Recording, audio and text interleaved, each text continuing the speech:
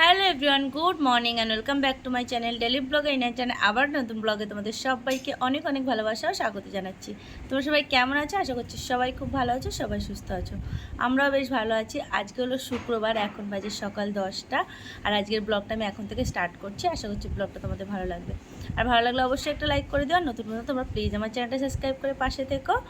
তো এখন চলে এসেছি মাম্মাকে খাওয়াতে। তো সকালবেলা মাম্মার জন্য ডালিয়া করেছি।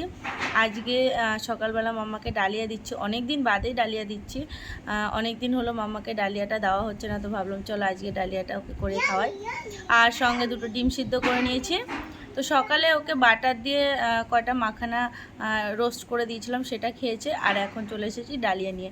তো কিছুটা ও খাবে, কিছুটা আমি খাবো। মানে করেছি যে পরিমাণে, অতটা মাম্মা খেতে পারবে না। তো কিছুটা আমি খাবো, কিছুটা মাম্মা খাবে। আর দুটো ডিম যেহেতু, একটা আমার একটা মাম্মার। যাই হোক, এখন ভাবলাম চলো ব্লগটা শুরু করি। এখন থেকে তোমাদের সাথে সমস্তটা শেয়ার করব। তোমরা দেখতে থাকো ভিডিওটা। আর আশেপাশের থেকে একটু আওয়াজ আসতে পারে, কারণ পাশেই আমাদের একটা বাড়িতে কাজ হচ্ছে, মানে ঘর হচ্ছে। তো সেই কারণে একটু আওয়াজটা আসতে পারে। যাই হোক, চলো মাম্মাকে খাইয়ে নিই, তারপরে তোমাদের সাথে আবার কথা হবে। তোমরা সঙ্গে থাকো, ভিডিওটা দেখতে থাকো। আর এখানে দেখো যে মাম্মা বসে আছে, টিভি দেখছে। আর মাম্মাকে এখানে খাওয়াবো। মাম্মা সবাইকে গুড মর্নিং বলো তো। Good morning. বলো কেমন আছো? কেমন আছো? আমি ভালো আছি। ভালো আছি। এরকম আমার জন্য খাবার নিয়ে চলে এসেছি। এখানে ডালিয়া আছে আর ডিম সিদ্ধ রয়েছে। তো চলো, পরে তোমাদের সাথে আবার কথা হচ্ছে।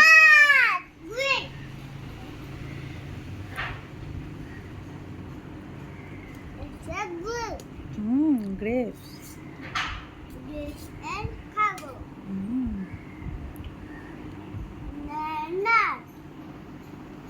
হ্যাঁ,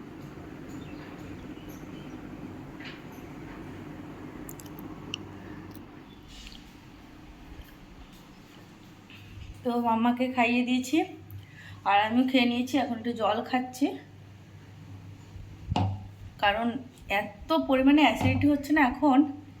তো কেন যেরকম হচ্ছে, একটু জল বেশি করে খেলে নাকি অ্যাসিডিটিটা কম হয়। তো সেই কারণেই বারবার করে জল খাচ্ছি। যাই হোক, এদিকে রান্না বান্নার জন্য প্রায় সব কিছু গুছিয়েই নিয়েছি। শুধু সবজিটা, মানে মাছের ঝোলের সবজিটা কাটলেই হয়। এখানে দেখো যে মাছ ধুয়ে নুন হলুদ মাখিয়ে রেখেছি। রুই মাছ আছে এখানে। তো মাছ ভাজবো, মানে ভাজা বসাবো। আর এখানে দেখো এই যে চাল ধুয়ে দিয়েছি। ভাতটা এখনো বসাইনি, শুধু ধুয়ে রেখেছি। তো মাছটা ভাজা ধুতলে যাচ্ছি। যাই হোক, মাছটা ভাজা বসিয়ে আমি যাব জামা কাপড়গুলো ভিজাতে। আজকে বেশ ভালো রোদ্দুর উঠেছে। কটা দিন ধরে এত বৃষ্টির ওয়েদার, মানে রোদ্দুর কিন্তু দিচ্ছিল, কিন্তু কীরকম হচ্ছিলো বলো তো, 5 মিনিট রোদ্দুর দিচ্ছে, 5 মিনিট আবার বৃষ্টি হচ্ছে। তো সেই কারণে প্রপার ওইভাবে জামা কাপড় ধুয়ে মেলাও যাচ্ছিল না। তো আজকে দেখলাম সকাল থেকে, প্রথমে মানে ভোরবেলার দিকে, মানে ওই 6টা নাগাদ, আজকে যেমন আমি 5:45 নাগাদ উঠেছি। মানে মামার পাপা বেরিয়ে গেছে, আমি আর ঘুমাইনি। তো তখন দেখলাম যে মেঘলা মেঘলা ওয়েদার ছিল। তো এখন দেখছি বেশ ভালো রোদ্দুর উঠেছে। তো সেই কারণে 2-3 দিন ধরে জামা কাপড় পুরো একদম ভুরে রয়েছে। মানে সব জামা কাপড় তো ধুইনি, কারণ ধুলে ওগুলো শুকাবেও না, ফালতু গন্ধ হয়ে যাবে। তো সেই কারণে ওগুলোকে আর ভিজাইনি, একটা জায়গায় জড়ো করে রেখে দিয়েছিলাম। শুধু মাম্মার যে জামা কাপড়গুলো, তো ছোটো ছোটো জামা কাপড়, ওগুলো ধুয়ে দিয়েছিলাম। ওগুলো মানে প্রতিদিন ধুয়ে ব্যালকনিতে মেলে দিয়েছে, শুকিয়ে গেছে। মানে ওই হাওয়ায় হাওয়ায় যতটুকু শুকানো শুকিয়ে গেছে, কিন্তু ওরগুলো আমি ওইভাবে জমা করে রাখিনি। কিন্তু আমার মামার পাপার, তো ওগুলো আমার যেমন 3-4টা নাইটি রয়েছে, মামার পাপার প্যান্ট রয়েছে, গেঞ্জি রয়েছে। তো এগুলো সমস্তটা এখন ভাবছি ভিজিয়ে কেচে দেবো, তারপর ছাদে দিয়ে আসবো। আধা ঘন্টা মতো থাকলেই শুকিয়ে যাবে।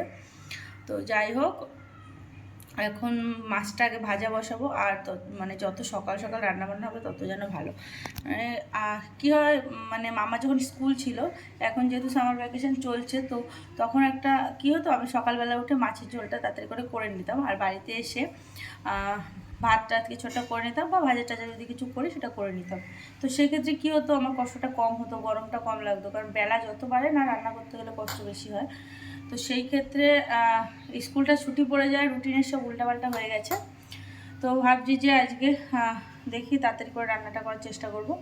তো মাছটা ভাজা বসিয়ে দিই, তারপরে জামাকাপড়গুলো ভিজিয়ে এসে মাছটা ভাজা হয়ে গেলে তরকারি বসাবো, তারপর ভাত বসিয়ে দেবো লাস্টে।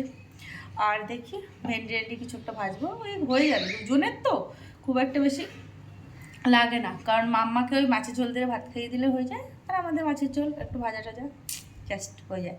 তো যাই হোক, চলো সঙ্গে থাকো, ভিডিওটা দেখতে থাকো, পরে তোমাদের সাথে। সময়ের সাথে সাথে মানুষ কত কিছু শিখে যায় না, তাদেরকে কিন্তু শেখাতে হয় না, এমনিতেই সময় সব কিছু শিখিয়ে দেয়। এই ধরুন আমরা যারা হাউস ওয়াইফ, তারা যখন বিয়ে হয়নি বা বিয়ের প্রথম আমরা কি এত কিছু জানতাম যে এই কাজটা এইভাবে করলে ভালো হবে বা এই কাজটার সাথে মিলিয়ে আরেকটা কাজও করা যাবে। তো প্রথম যখন বিয়ে হয়েছিল সেই সময় এরকম কিছু ভাবনা চিন্তা ছিলই না, একটা কাজ করছি তো করছি, অন্য কাজটা আবার পরে করছি এরকম। কিন্তু দেখো বিয়ের এত বছর পরে, 5 বছর বিয়ে হয়ে গেছে আমাদের, তারপরে আমার মেয়ে হওয়ার পরে মানে প্রত্যেকটা কাজের ধরনও প্রচুর পাল্টে গেছে।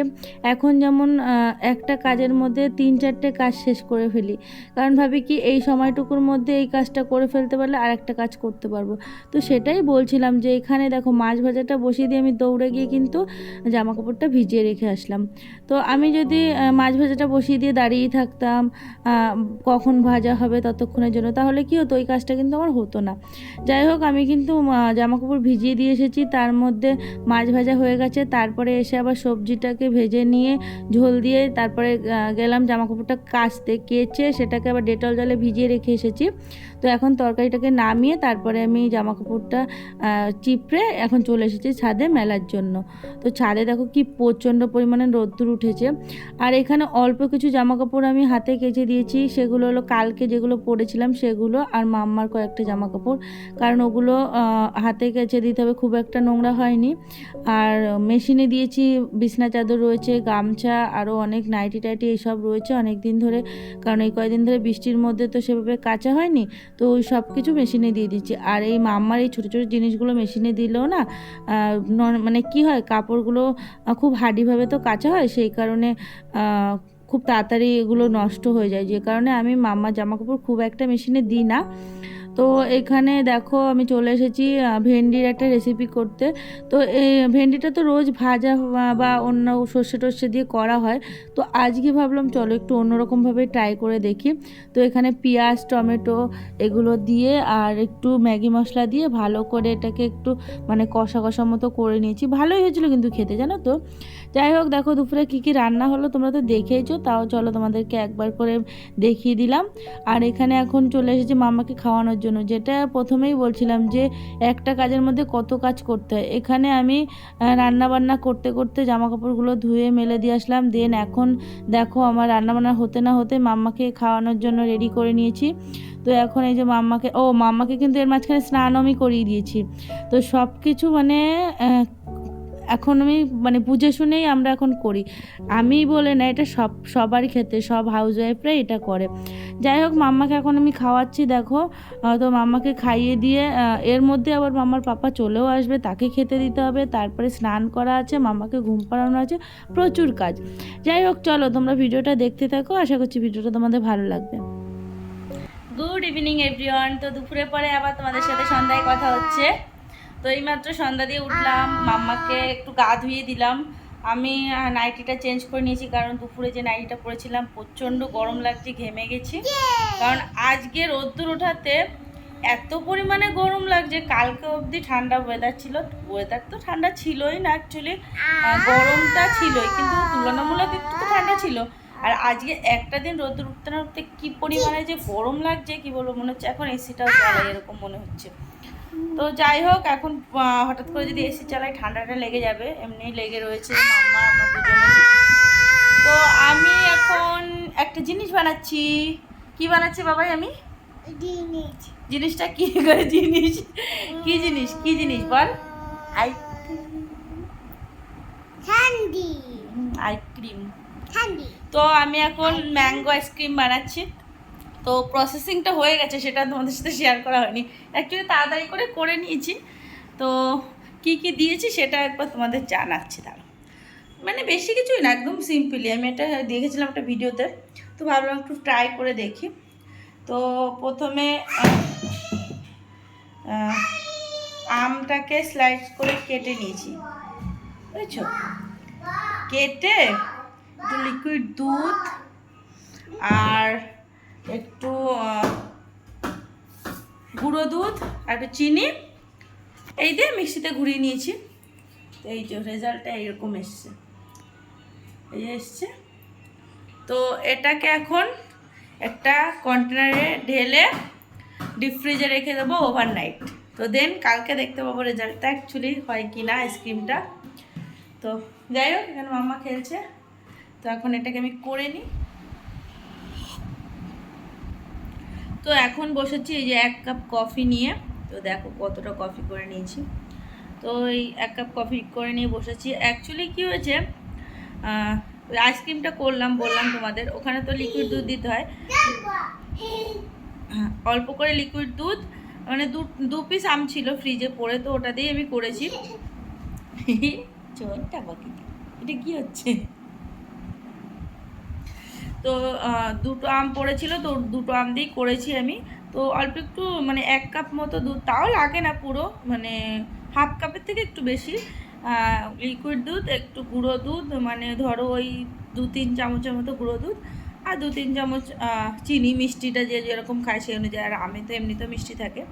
তো এই দিয়ে মিক্সিতে করে নিয়েছি। তো যতটা দুধ ছিল সেখান থেকে কিছুটা দিয়েছি আর কিছুটা ছিল, তো ভাবলাম চলো কফি করে খাই। আর এমনিতেও গলাটা ব্যথা, মানে ব্যথা না, খুসখুস করছে, কাশি হচ্ছে মাঝে মধ্যে, তো সেই কারণে কফিটা। যাই হোক, রাত্রে অল্প করে ভাত রয়েছে আর মাছের ঝোলটাও রয়েছে।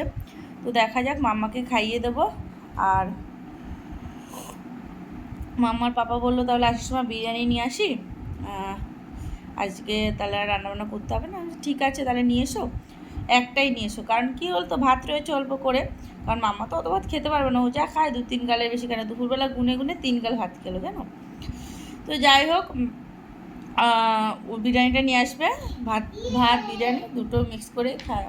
বাহ, খুব সুন্দর হয়েছে মাম্মা। মাম্মা ড্রয়িং করেছে আমার মাম্মা, খুব সুন্দর হয়েছে ড্রয়িং। তো মিক্স করে খেয়ে নেওয়া যাবে। আর সবথেকে বড়ো কথা হলো, 2টো বিরিয়ানি আনলে ও খেতে পারে না পুরো বিরিয়ানি, আমিও পুরো বিরিয়ানি শেষ করতে পারি না। সেক্ষেত্রে কালকে শনিবার রেখে দিলে পরের দিন খেতেও পারবো না। তো এটাই বললাম যে তাহলে একটাই নিয়ে এসো। তো আজকে আর কোনো কিছু শেয়ার করার মতো নেই। রাত্রে বিরিয়ানি আনবে, খাবো, দাবো, ঘুম। কি হলো বাবা, এরকম চিৎকার করে না মা? হ্যাঁ তাই? তো যাই হোক, চলো ভিডিওটা তাহলে এখানেই শেষ করছি। ভিডিওটা তোমাদের কেমন লাগলো অবশ্যই কিন্তু কমেন্ট করে জানিও। ভিডিওটা ভালো লাগলো অবশ্যই একটা লাইক করে দিও। নতুন নতুন তোমরা প্লিজ আমার চ্যানেলটা সাবস্ক্রাইব করে পাশে থেকো। তো চলো আজকের মতো গুড নাইট, টাটা, সবাই সুস্থ থেকো, ভালো থেকো, সাবধানে থেকো। কি মা? আচ্ছা।